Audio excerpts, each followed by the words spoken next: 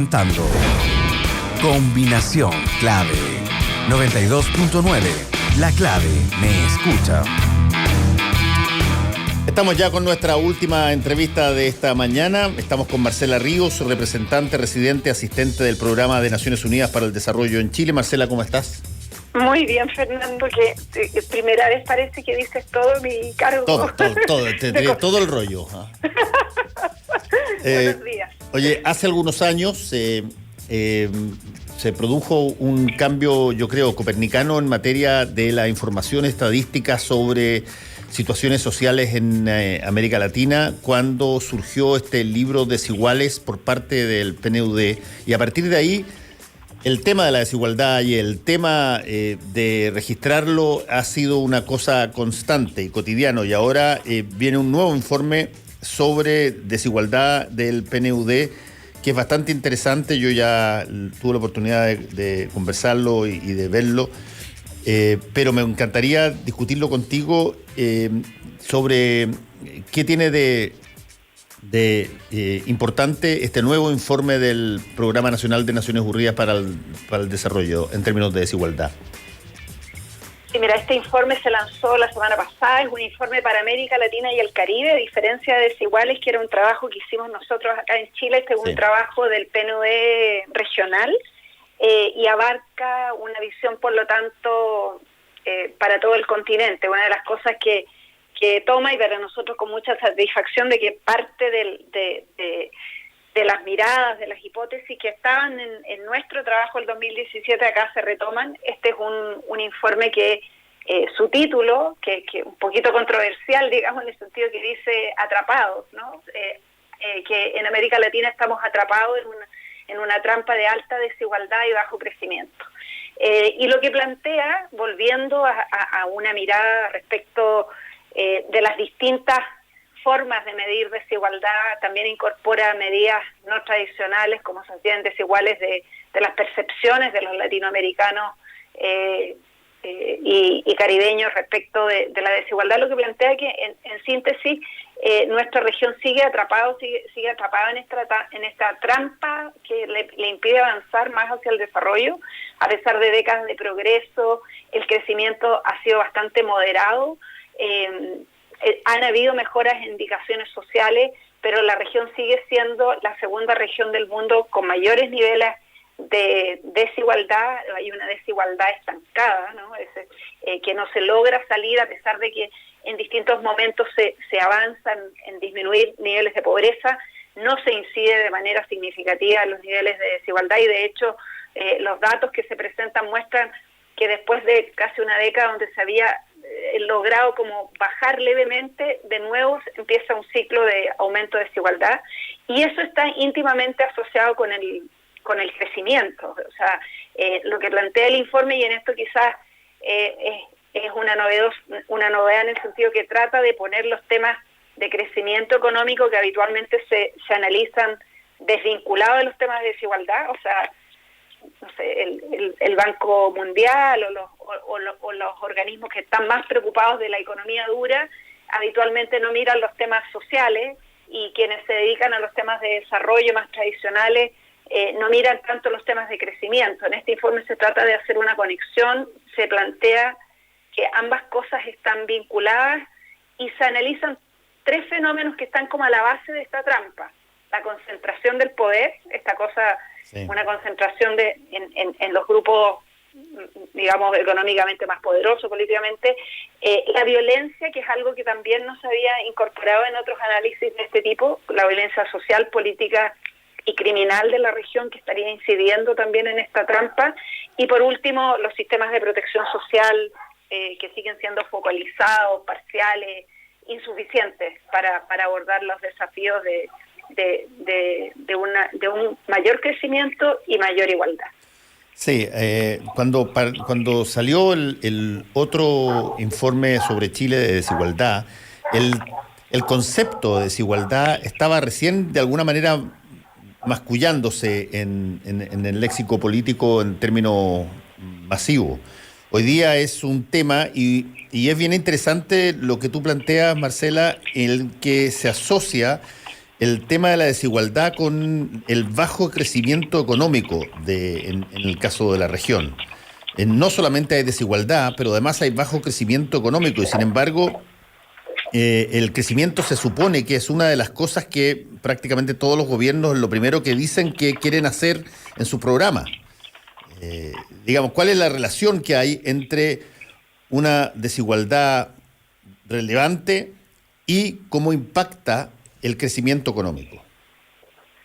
Bueno, el informe plantea que están como interconectadas, ¿no? En el sentido de que no es una relación fácil, digamos, de un lado hacia otro, como mecánica, pero sí el tener, por ejemplo, una economía que o sea, la desigualdad impacta en la calidad de vida de las personas, bajos niveles de escolaridad, baja calidad, por ejemplo, de los sistemas educativos en materia de innovación, de tecnología, como la falta de inversión en lo que se conoce habitualmente como capital humano o en las personas, que es una característica de sociedades desiguales que han basado sus modelos de crecimiento en mano de obra barata, poco calificada, ¿no?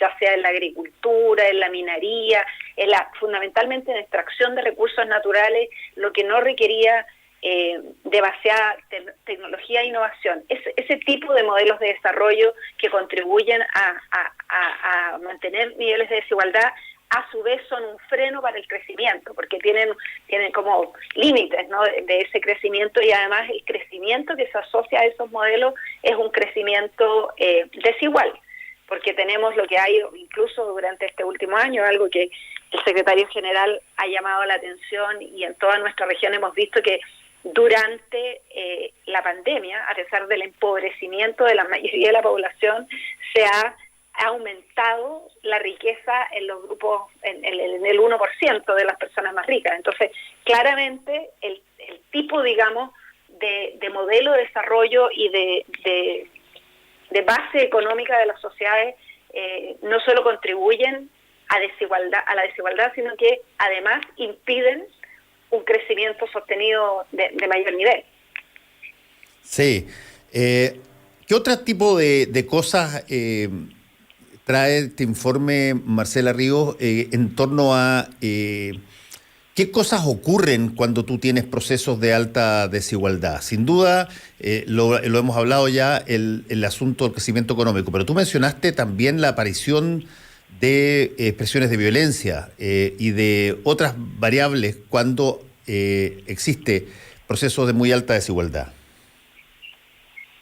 Bueno, acá distintos factores. Una, por ejemplo, que hay en América Latina hay una muy baja movilidad intergeneracional. Es extremadamente limitada. Eso significa que las personas que nacen en cierto tipo de hogares tienden a mantenerse en eso. O sea, estas historias de éxito, de esfuerzo individual, meritocrático, son en realidad historias excepcionales, siempre la excepción más que la norma.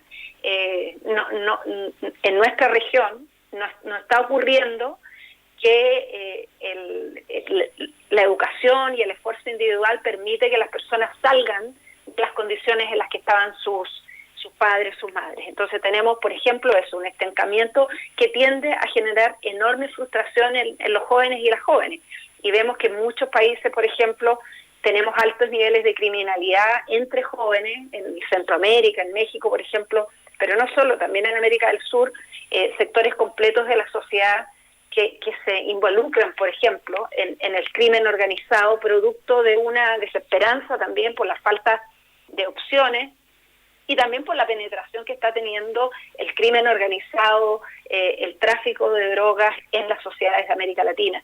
El informe plantea que los temas de violencia son una de los gatillantes de la desigualdad. La violencia genera, somos de las regiones que tienen las tasas de homicidio más altas en el mundo. En algunos de nuestros países están entre los países con tasas más altas de homicidio. Tenemos unas tasas muy altas de femicidios, de violencia de género, hay violencia de pandillas, hay violencia delictual, también hay violencia política en muchos de los países. Y esa violencia no solo produce, sino que contribuye primero a a reproducir estas desigualdades, pero también tiene un efecto bien importante en las economías, que es una de las razones también por el estancamiento del crecimiento del PIB, en la medida que hay una parte importante, por ejemplo, de los flujos de recursos que están en la economía informal, pero también en tanto las sociedades más violentas son obviamente sociedades muchísimo menos, digamos, interesantes para la inversión. O sea, quienes quieren invertir o desarrollar nuevas tecnologías o innovación difícilmente se van a instalar en lugares donde tienen altos niveles de criminalidad, altos niveles de violencia. Entonces, lo que el informe plantea es que los temas de violencia que no habían sido considerados, han sido como parte de la agenda de seguridad ciudadana, si se quiere, están íntimamente vinculados a los temas de bienestar, de desigualdad, pero también de desarrollo y crecimiento, y que hay que abordar de manera integral una agenda que enfrente los problemas de violencia como parte, como constitutiva de una agenda de desarrollo. Marcela, ¿cómo se usan estos informes en términos prácticos por parte de los gobiernos o de las representaciones políticas en los territorios donde muchas de estas cosas pasan? ¿Existe un seguimiento que ustedes han hecho sobre de qué manera se implementa toda esta información en cada uno de los países? Mira, nosotros como PNUD tenemos oficinas en toda la región, en todos los países. Una de las cosas que tratamos que se hace regularmente es, bueno, que hacemos un trabajo de presentar, de discutir, de analizar estos datos con quienes toman decisiones. Tratamos de estar en las discusiones de políticas públicas, en las discusiones, digamos, de reformas legales, tratando de plantear cuáles son los temas esenciales para la agenda. También es cierto que parte de estos indicadores muchas veces a los países les preocupa los rankings, ¿no? En qué lugar están, quién está peor que el otro, y eso es parte de la política también, y muchas veces la discusión pública se queda en la coyuntura, digamos, o en el titular de quién bajó y subió un punto. Pero sí pensamos que las discusiones más de fondo con las discusiones de políticas públicas, que son de más largo plazo y que no pasan solo por la coyuntura, estos informes sí contribuyen a ese debate, no solo a generar mejores diagnósticos, sino que también a tomar decisiones. Acá hay uno de los grandes temas que están planteados y que es algo que se viene impulsando desde Naciones Unidas, la CEPAL, el PNUD, Secretario General, la OIT. Nosotros de manera conjunta y con la pandemia esto se ha agudizado y se ha profundizado el diagnóstico de que necesitamos pasar de políticas sociales focalizadas, demasiado focalizadas a la universalización, a derechos consagrados de manera universal. Eso es esencial para disminuir los niveles de desigualdad que siguen existiendo en la región. La pandemia lo ha demostrado. Y también se abre una oportunidad. Pensamos en este momento que la pandemia no tiene solo efectos negativos, aunque efectivamente ha sido devastadora y tiene el potencial de generar retrocesos importantes, pero también nos abre esta ventana de oportunidad, en el sentido de que ha sido una crisis de tal magnitud a nivel mundial, ha impactado todas las esferas de la vida de los países, que también hay muchísima más disposición, nos parece, para escuchar soluciones, ¿no? Y hay mucha más apertura, por ejemplo, hoy día, de lo que habían 2 años atrás, a avanzar a políticas sociales universales. Claramente ese ha sido el caso en Chile y está siendo el caso también en otros países.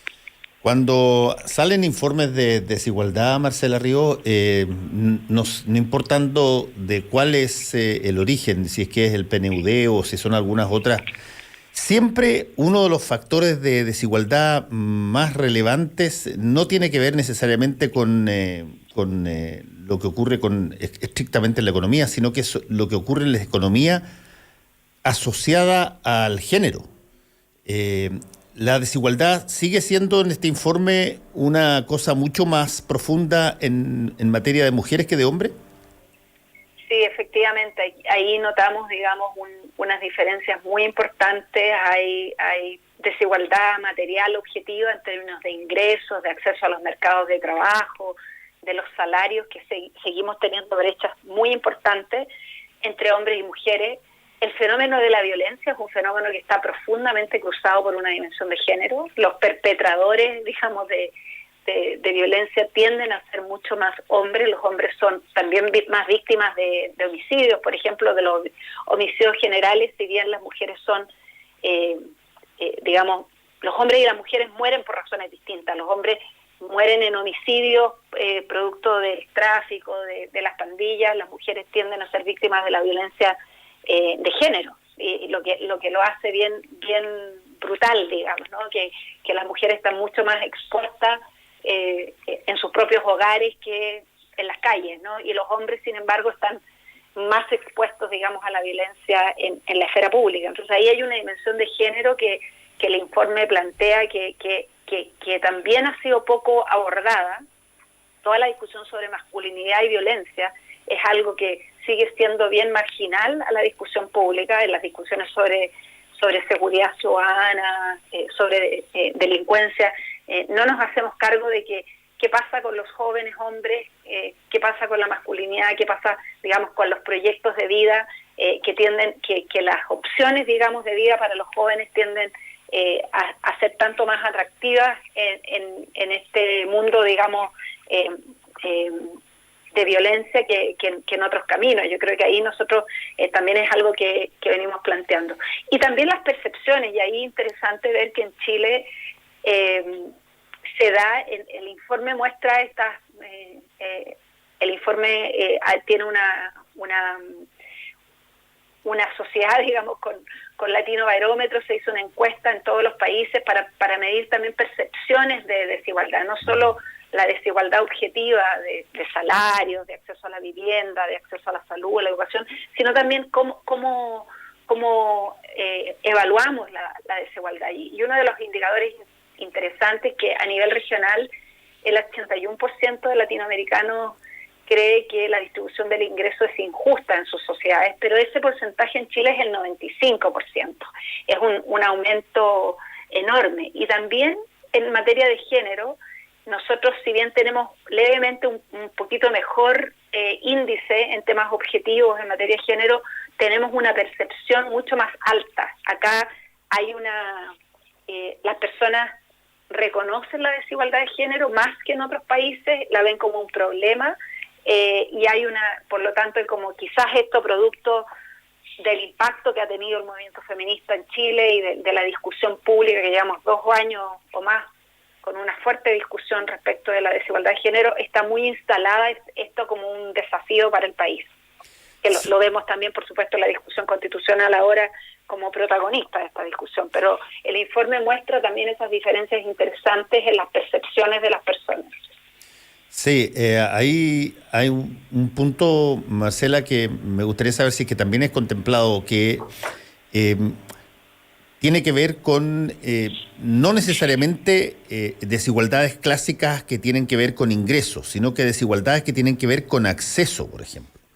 El hecho de que tú tengas predominantemente gerentes generales o presidentes de directorio que sean de género masculino, el hecho de que haya dificultad para que gente más joven entre en cargos o en posiciones de alta dirección comercial o pública, ¿están contemplados también como parte de la desigualdad o no? Sí, efectivamente, todo lo que tiene que ver, bueno, el informe plantea, como decía al principio, hay como 3 claves para entender la reproducción de la desigualdad: la violencia, sí, las políticas sociales estas focalizadas que no llegan a todo el mundo, digamos, hay un sistema de protección social incompleto, si se quiere, y por otro es la concentración del poder. Eso también es una de las características latinoamericanas, una lamentable característica, digamos, que de la forma en que se distribuye el poder en la región. Y acá el informe plantea que hay una concentración del poder en las manos de unos pocos, por lo tanto predomina el interés privado por sobre el bien común en muchas de las decisiones. Entonces esto es claramente una clave para reproducir desigualdad, porque a menudo resulta que las políticas que se adoptan están distorsionadas, son ineficientes o son directamente producto de conflictos de intereses. Por ejemplo, se ha estudiado y el informe avanza en parte en eso, en que hay en muchas de las sociedades latinoamericanas hay sectores de la economía que están controladas por monopolios, son totalmente monopólicas, donde no hay de verdad libre competencia, hay poco control de la libre competencia, y eso responde fundamentalmente a quienes toman las decisiones, y hay una imbricación del poder político con el poder económico, son los mismos sectores que son los propietarios de esos sectores económicos monopólicos, y lo que hacen es tomar decisiones, adoptar políticas públicas que tienden a favorecerlos, a proteger esos monopolios más que a promover la libre competencia. Y una de las cosas que el informe muestra es que hay un déficit muy importante en la región de sistemas regulatorios de la libre competencia que sean efectivos, digamos. Y ahí hay un espacio, digamos, para avanzar de la necesidad de construir instituciones más robustas, más autónomas, y como dices tú, y en esto es clave quiénes toman las decisiones. O sea, esto no es solo un tema como de resentimiento o de ciertos sectores, sino que objetivamente en América Latina, y esto también se da en Chile, el que las decisiones estén controladas solo por hombres, solo por personas blancas, en una región que es profundamente multicultural, multiétnica, es un problema donde solo sean viejos y los jóvenes estén excluidos. Entonces tenemos sectores mayoritarios de la sociedad que están excluidos de la toma de decisiones, y eso obviamente afecta el contenido de las decisiones que se toman. O sea, si tú eres de un pequeño sector privilegiado, es muy difícil que las decisiones que se tomen puedan efectivamente ir en beneficio de las mayorías que son totalmente distintas a tus intereses. Sí, es interesante esa parte de la utilización de estos informes, porque desde el punto de vista de los gobiernos, hay gobiernos que utilizan este informe del PNUD dentro de sus propias políticas públicas. ¿Les sirven? ¿Ustedes de alguna manera reciben llamados de gobiernos para asesorar determinadas políticas públicas basadas en cosas del informe? Sí, hay mucho trabajo. De hecho, hay junto con el informe en la página donde está disponible el informe, hay un conjunto de estudios más específicos sobre políticas públicas en América Latina, donde hay análisis de sistemas de pensiones, sistemas educativos, en los distintos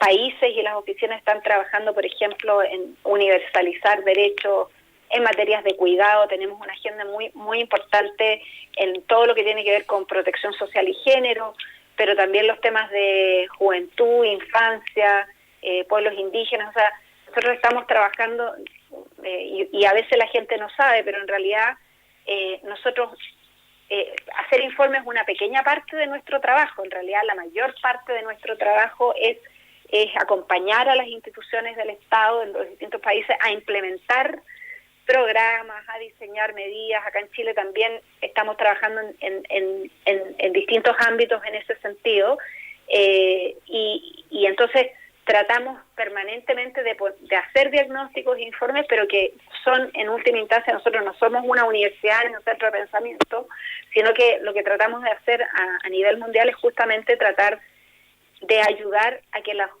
los países avancen, digamos, en implementar cosas nuevas, en evaluar lo que funciona bien, lo que funciona mal, y en poner un foco preferente en los sectores más desprotegidos. Nosotros por eso siempre es que estamos trabajando en los temas de género, con pueblos indígenas, con jóvenes, con niños y niñas en situaciones que están más vulnerables. Es nuestro foco fundamental, el tratar de buscar formas de resolver problemas y avanzar a mejorar las condiciones de vida de las personas.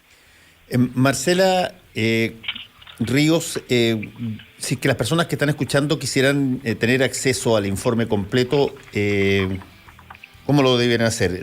¿Cuál es el link para poder llegar a aquello? Mira, el informe está primero en nuestra página del pnud.cl, pero también lo encuentran en Latin America, en inglés, .undp.